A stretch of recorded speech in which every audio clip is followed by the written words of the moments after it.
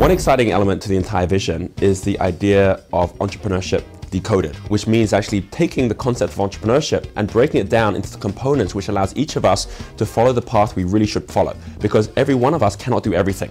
In fact, those entrepreneurs who've been most successful have realized they should stick to their strength, the thing that they love to do, to get into their flow and allow others around them to get into their flow, picking up with their strengths the things that you might be weak with. Now, this is something which in every industry develops. Entrepreneurship is at a point where it's now developing here as well. So we have something called WealthDynamics, which shows why Bill Gates has made his money totally differently from someone like Donald Trump, who's made his money totally differently from Warren Buffett, and how each of these different individuals has been very clear on what is their strength, what they should focus at, and what they should not.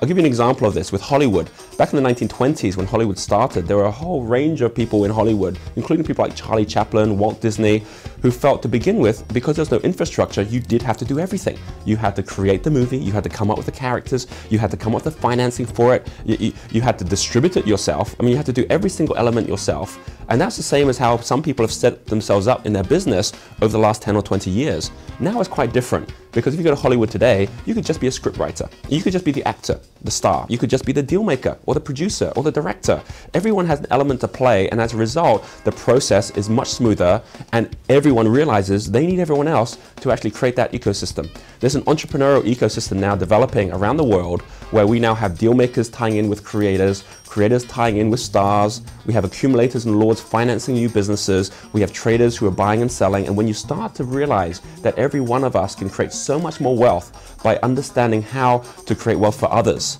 then all of a sudden this concept of effective giving isn't just something which is a purpose for us to go out there and make a difference. Effective giving is the key to our own wealth, because only when you can give effectively can you get effectively.